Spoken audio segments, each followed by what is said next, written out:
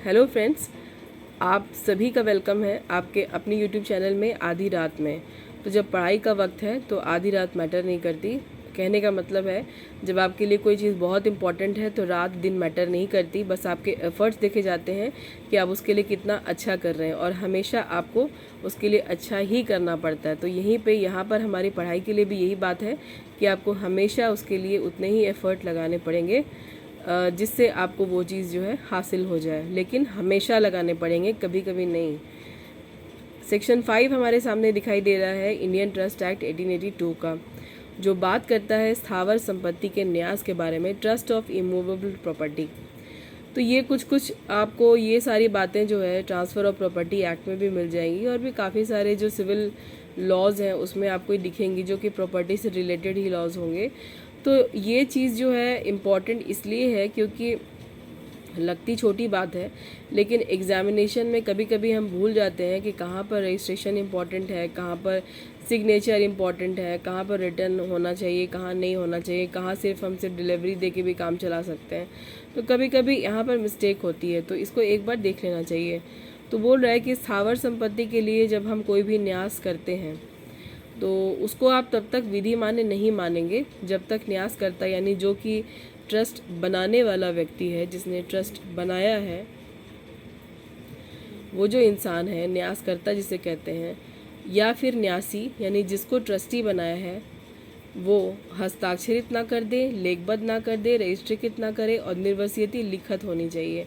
सबसे पहले ये ध्यान रखिए कि एक ट्रस्ट को होने में जब इमूवेबल प्रॉपर्टी के ट्रस्ट की बात आती है तो वहाँ पर जो न्यास करता है, जो न्यासी है, उन दोनों को जो है लिखित में हस्ताक्षर करना पड़ेगा और ये जो संविदा हो रही है उनके बीच में वो लिखित में ही होनी चाहिए और उसका उन्हें रजिस्ट्रेशन भी करवाना होगा।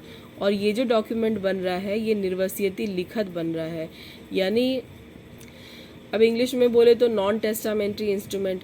इसका मतलब होता है कि कोई ऐसा व्यक्ति जो कि अपनी संपत्ति का व्ययन किए बिना ही मर गया, यानी उसने अपनी संपत्ति का बंटवारा नहीं किया और अपने उत्तराधिकारियों में नहीं बांटा। क्योंकि अगर वो बांट के जाता या वो बता देता कि उसके जाने के बाद संपत्ति किसको मिल रही है, तो उसकी वो वसीयत यानी विल तैयार करके जाता, यानी उसने वसीयत और विल नहीं बनाई है, तो ये नॉन टेस्टामेंट्री इंस्ट्रूमेंट हो गया। और यहाँ पर जब वो निर्वसीयती ही चला गया है तो आप उत्तराधिकार अधिनियम को यहाँ पर देखेंगे, निर्वसीयती की संपत्ति को कैसे किसको दी जाएगी। इसके लिए आप हिंदू लॉ का उत्तराधिकार अधिनियम भी देख सकते हैं। खैर अभी उसकी बात यहाँ नहीं हो रही, मैं तो सिर्फ आपको एक जानकारी दे रही थी। तो जब भी आप अचल संपत्ति को लेकर के न्यास बनाने के बारे में सोचें तो न्यासकर्ता और न्यासधारी दोनों को लिखित में सिग्नेचर करना चाहिए, हस्ताक्षर करना चाहिए और रजिस्टर्ड करवाना चाहिए। और वो जो पेपर है, जो डॉक्यूमेंट बन रहा है, वो निर्वसीयती का होना चाहिए, यानी जो व्यक्ति अब इस दुनिया में नहीं है और उसने विल नहीं बनाई है उसके पेपर, उसके प्रॉपर्टी के लिए यहाँ पर बात हो रही है। अब आप जंगम संपत्ति के न्यास को अगर देखें तो वहाँ पर बोल रहा है जंगम संपत्ति से संबंधित कोई भी न्यास विधि मान्य नहीं होगा यदि वह उपर्युक्त रूप से घोषित ना हो। यानी ऊपर जो पहले पैराग्राफ में जो बातें बता दी है ये तो होनी ही चाहिए और अगर नहीं होंगी तो वो इनवैलिड हो जाएगा।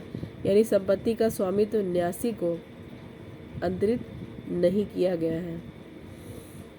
तो यहाँ पर एक ये भी चीज़ बोल रहा है कि मूवेबल प्रॉपर्टी में आप जो है डिलीवरी दे दीजिए। वहाँ पर भी काम इंसान का चलता है कि या तो आप डिलीवरी दे दीजिए, नहीं तो अथवा करके दिया ना, तो या तो आप ऊपर जो पहले पैराग्राफ में जो भी कंडीशंस है उसको फुलफिल कर दीजिए, नहीं तो आप सिर्फ ट्रस्टी यानी न्यासी को डिलीवरी दे दीजिए, यानी वो चीज़ उसको दे दीजिए जिस चीज़ का आप न्यास बनाना चाहते हैं।